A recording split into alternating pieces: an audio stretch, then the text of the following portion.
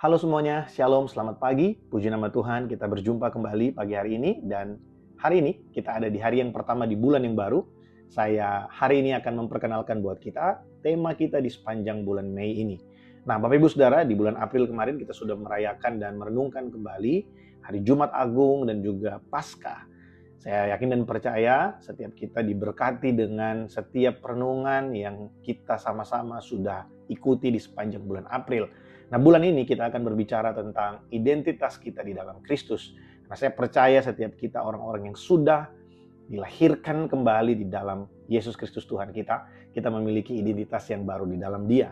Secara khusus bulan ini kita akan berbicara dari surat Rasul Paulus kepada jemaat yang ada di Efesus. Dan saya beri tema untuk sepanjang bulan ini yaitu Unity in Christ atau kesatuan di dalam Kristus. Kita ditebus dengan darah yang sama, kita ditebus oleh pribadi yang sama yang memberikan kepada kita kuasa dan kita dimeteraikan dengan roh yang sama yaitu Allah Roh Kudus. Hari ini, di hari yang pertama di bulan Mei, saya akan memberikan sesuatu bagi kita dari Efesus pasal yang pertama, ayat yang ketiga sampai dengan ayat yang ke-6. Saya akan bacakan bagi setiap kita, demikian firman Tuhan. Terpujilah Allah dan Bapa Tuhan kita Yesus Kristus yang dalam Kristus telah mengeruniakan kepada kita segala berkat rohani di dalam sorga. Sebab di dalam Dia Allah telah memilih kita sebelum dunia dijadikan supaya kita kudus dan tak bercacat di hadapannya. Di dalam Dia, di dalam kasih Ia telah menentukan kita dari semula oleh Yesus Kristus untuk menjadi anak-anaknya sesuai dengan kerelaan kehendaknya. Supaya terpujilah kasih karunia-Nya yang mulia yang dikaruniakannya kepada kita di dalam Dia yang dikasihinya. Tuhan Yesus menjadi dasar, menjadi alasan setiap kita ada hari ini. Nah, saudara, pagi hari ini saya ingin membagikan 2 poin sederhana untuk kita renungkan bersama-sama. Dari pembacaan kita di beberapa ayat dalam Efesus pasal yang pertama ini, kita melihat paling tidak yang pertama bahwa Allah bukan memilih kita untuk kita tercerai-berai satu dengan yang lainnya. Allah tidak memilih kita untuk kita bisa hidup sendiri-sendiri secara independen tanpa mengenal atau tanpa berada di dekat daripada orang-orang pilihan yang lain. Allah memilih kita sejak semula supaya kita menjadi satu. Allah memilih kita supaya kita bisa hidup bersama sebagai keluarga dengan orang-orang tebusan yang lain. Saudara, darah yang sama yang tercurah di kayu salib dari Tuhan kita Yesus Kristus, darah yang sama yang menebus setiap kita. Jadi hari ini kalau kita ada di dalam komunitas, kalau kita ada di dalam gereja, Tuhan mau supaya itu menjadi rumah bagi kita. Supaya itu menjadi keluarga bagi kita.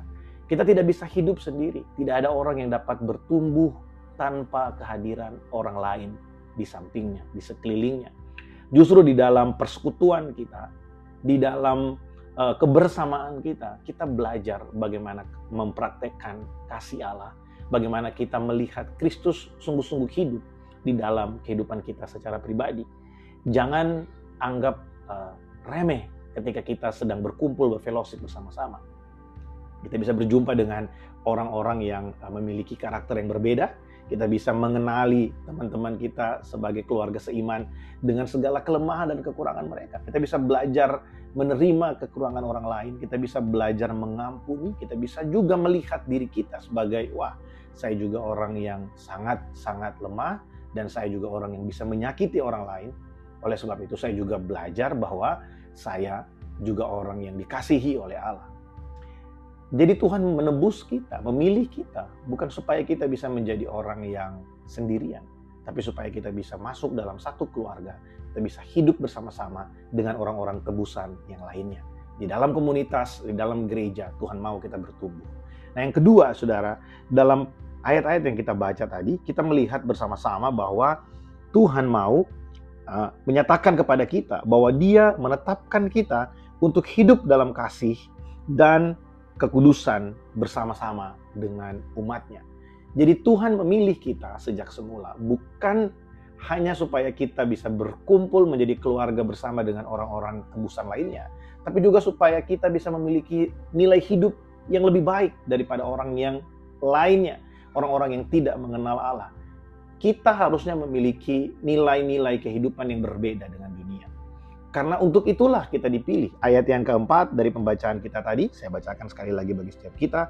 Efesus pasal yang pertama ayat yang keempat dikatakan begini. Sebab di dalam Dia, di dalam Kristus maksudnya, Allah telah memilih kita sebelum dunia dijadikan, supaya kita kudus dan tak bercacat di hadapannya. Jadi Allah memilih kita supaya kita bisa hidup kudus dan tak bercacat di hadapannya hari ini. Kita hidup kudus bukan supaya Allah memilih kita, tapi karena Allah memilih kita, makanya hari ini kita hidup dalam kekudusan. Kita dipilih Allah bukan hidup di dalam kecemaran, tapi kita dipilih Allah supaya kita hidup di dalam kekudusan. Nah, saya mau membagikan dua hal ini bagi setiap kita, saudara, supaya kita memiliki satu dasar yang kuat di dalam pengiringan kita kepada Tuhan, bahwa Allah memilih kita.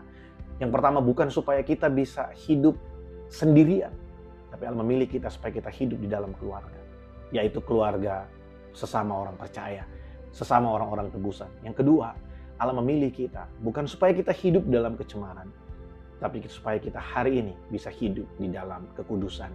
Saudara, mari kita sadari panggilan kita yang Allah berikan, yaitu supaya kita menjadi satu keluarga dan supaya kita bisa hidup kudus di hadapannya.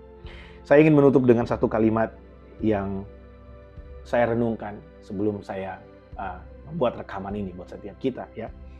Allah telah memilih kita, ya, supaya kita diselamatkan. Tapi bukan berhenti sampai diselamatkan, tapi Allah mau supaya kita juga menjadi bagian dalam keluarganya. Allah bukan hanya memilih kita supaya kita diselamatkan, terlepas dari dosa, terlepas dari hukuman akan atas dosa-dosa kita. Tapi Allah memilih kita supaya kita juga menjadi anak-anaknya. Saya berdoa biarlah perenungan pagi hari ini menjadi berkat bagi setiap kita. Dan mari kita berdoa bersama-sama. Tuhan, terima kasih untuk pagi hari ini. Kami bersyukur untuk kebaikan, kasih karunia-Mu. Kalau kami boleh memasuki bulan yang baru ini, Tuhan. Kami bersyukur karena Allah Immanuel selalu beserta dengan kami. Pagi hari ini kami memasuki satu tema yang baru di sepanjang bulan ini, yaitu tentang unity in Christ. Roh Kudus, tolong ajar kami supaya kami mengerti sungguh-sungguh bahwa Engkau memilih kami supaya kami bisa menjadi satu keluarga dan supaya kami bisa hidup dengan nilai hidup yang baru di dalam Engkau. Engkau bukan hanya menyelamatkan kami, tapi Engkau mau kami menjadi satu keluarga, yaitu keluarga Allah. Terima kasih Tuhan, berkat-Mu bagi setiap kami sepanjang hari ini. Kami bersyukur di dalam nama Tuhan Yesus kami berdoa. Amin. Puji Tuhan, selamat pagi, selamat beraktivitas bagi kita semua. Tuhan Yesus memberkati. Shalom.